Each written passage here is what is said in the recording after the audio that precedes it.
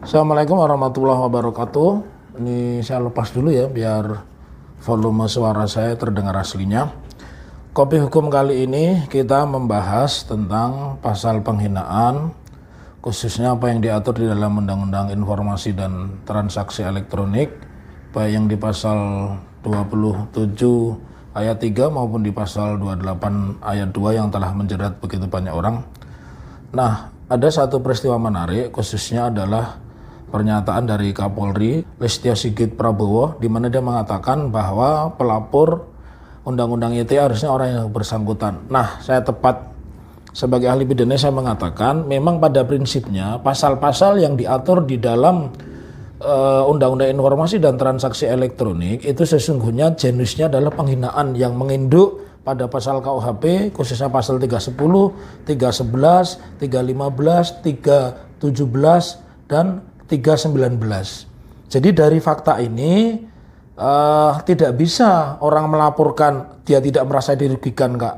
Apa sih yang dimaksudkan delik aduan? Delik aduan itu hanya bisa dituntut oleh negara kalau orang yang berhubungan langsung atau yang diakibatkan langsung dari pernyataan atau peristiwa pidana tersebut merasa dirugikan. Jadi kalau yang dituduh itu misalkan menuduh seorang presiden, maka bukan wakilnya yang melapor, bukan kuasa hukumnya, tapi presiden sendiri. Begitu juga kalau itu ditujukan kepada tokoh X, maka tokoh X itu sendiri yang membuat laporan atau pengaduan pidana, dan Pak SBY memberi contoh yang bagus pada saat itu, ya. Dia datang sendiri. Oleh karena itu, Undang-Undang ITE ini kan sudah 2 kali revisi, yang pertama 11 2008, kemudian direvisi dengan 19 2016. Maka saya berkeinginan apa yang disampaikan oleh Kapolri, pertama adalah semua tahanan itu dilepaskan dulu, ya, karena memang sudah salah, hukum acaranya salah. Bagaimana mungkin perbuatan pidana, tanggung jawab pidana bisa dialihkan kepada orang lain yang tidak berhubungan sama sekali.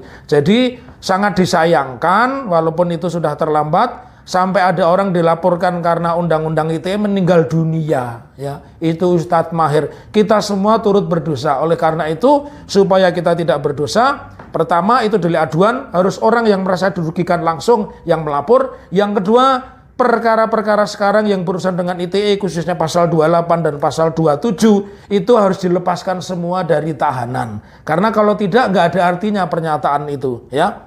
Jadi sekali lagi, yang namanya delik aduan, tanggung jawab dan kewajiban pidana itu tidak bisa dialihkan. Karena itu sifat dari pasal-pasal penghinaan adalah delik aduan, maka kalau itu diwakilkan, maka laporannya itu tidak akan bisa jalan. Sehingga sekali lagi, supaya pernyataan itu bermakna, ya saya minta itu semua tahanan dilepaskan, termasuk Gus Nur dan mungkin ustadz-ustadz yang lain, atau ibu guru yang lain, atau dokter yang dulu dituduh melakukan ujaran kebencian dan seterusnya, ya, termasuk teman-teman dari kami mungkin Sahganda dan kawan-kawan, itu harus dilepaskan.